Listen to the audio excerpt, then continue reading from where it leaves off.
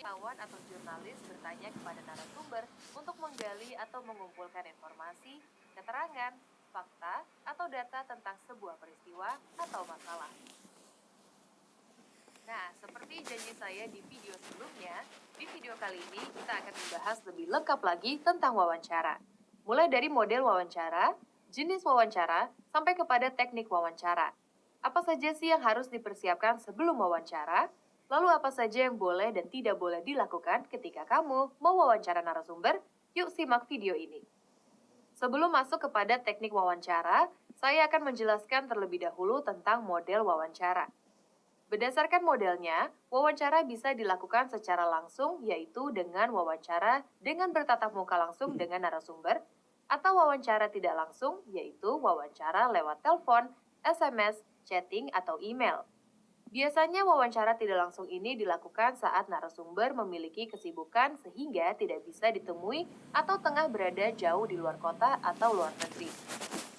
Selanjutnya, dalam literatur jurnalistik dikenal banyak jenis wawancara, antara lain wawancara berita atau newspack interview, yaitu wawancara yang dilakukan untuk memperoleh keterangan, konfirmasi, atau pandangan narasumber tentang suatu masalah atau peristiwa.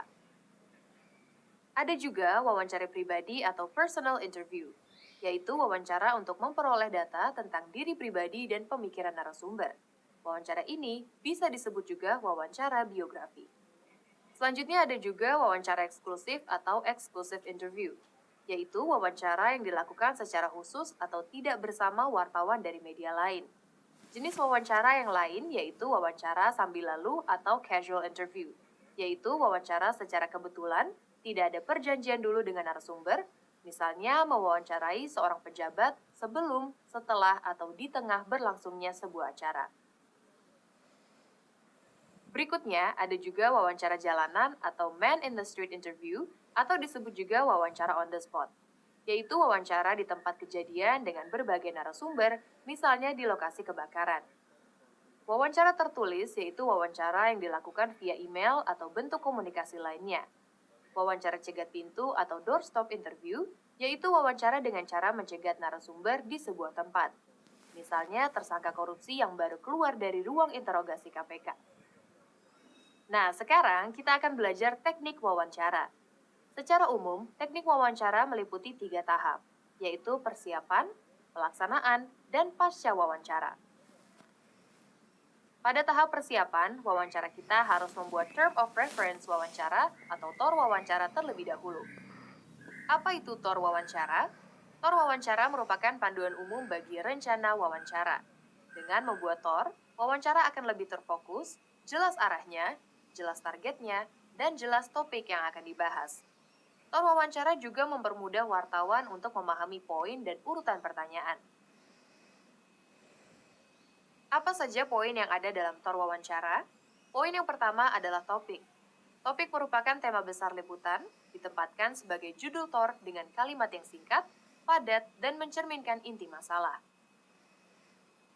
Kemudian poin yang kedua adalah latar masalah. Latar masalah merupakan penjelasan singkat kenapa sebuah masalah diangkat untuk menjadi sebuah topik wawancara. Selanjutnya, poin ketiga yaitu sudut berita atau angle. Dari sekian banyak masalah yang ada, kamu bisa pilih satu sudut atau angle.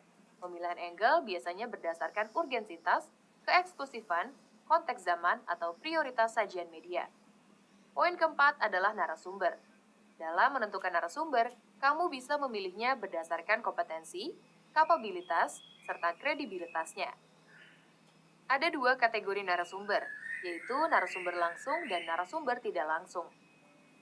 Narasumber langsung biasanya adalah orang yang mengeluarkan sebuah pernyataan kontroversial, pejabat yang berwenang menyampaikan keputusan pemerintah atau instansi terkait sebuah kebijakan, saksi mata sebuah peristiwa atau korban sebuah peristiwa.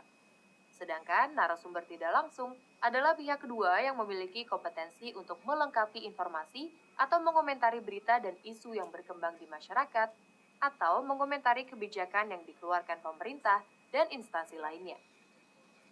Poin kelima yaitu daftar pertanyaan. Daftar pertanyaan berisi pointer pertanyaan dari masalah yang akan dibahas. Pointer pertanyaan itu menjadi pegangan bagi pewawancara agar tetap fokus terhadap permasalahan yang dibahas. Tapi dalam pelaksanaan wawancara, pointer pertanyaan bisa dikembangkan lagi dari jawaban-jawaban narasumber. Mari kita praktekkan. Misalnya topik yang akan kita angkat dalam wawancara adalah kebijakan pemerintah akan menaikkan iuran BPJS Kesehatan mulai 1 Januari 2020. Kemudian pada poin latar belakang masalah, kita bisa berikan penjelasan singkat kenapa masalah kenaikan iuran BPJS Kesehatan